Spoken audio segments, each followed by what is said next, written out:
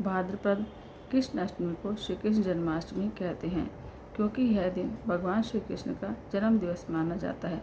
इसी तिथि की घनघोर अंधेरी आधी रात को रोहिणी नक्षत्र में मथुरा के कारागार में वासुदेव की पत्नी देवकी के गर्भ से भगवान श्री कृष्ण ने जन्म लिया। यह तिथि उस शुभ घड़ी की याद दिलाती है और सारे देश में बड़े धूमधाम से मनाई जाती है।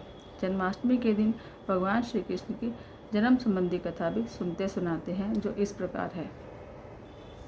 द्वापर युग में भोजवंशी राजा उग्रसेन मथुरा में राज्य करता था। उसके आताताई पुत्र कंस ने उसे गद्दी से उतार दिया और स्वयं मथुरा का राजा बन बैठा। कंस की एक बहन देवकी थी, जिसका विवाह वासुदेव नामक यदुवंशी सरदार से हुआ था। एक समय कंस अपनी बहन देवकी को उसकी ससुराल पहुंचाने जा रहा था।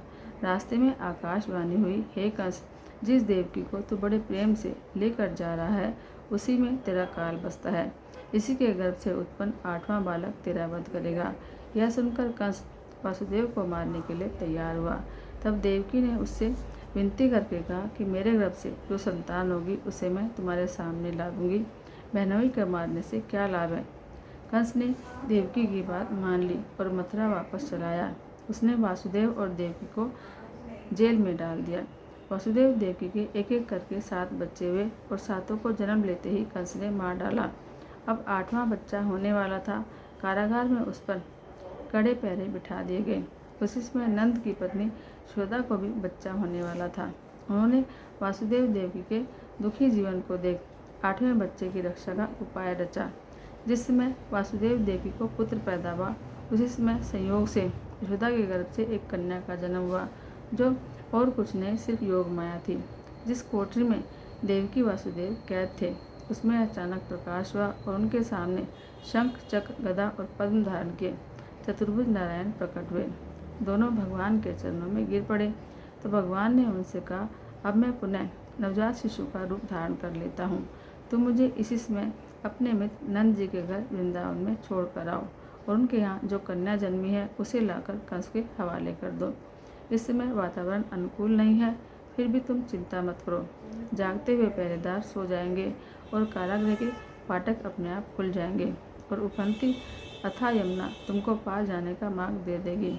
उसी समय वासुदेव नवजात शिशु रूप श्री कृष्ण को सूप में रखकर कारागृह से बाहर निकल पड़े और अथाह यमुना को पार कर नंद जी के घर पहुँचे।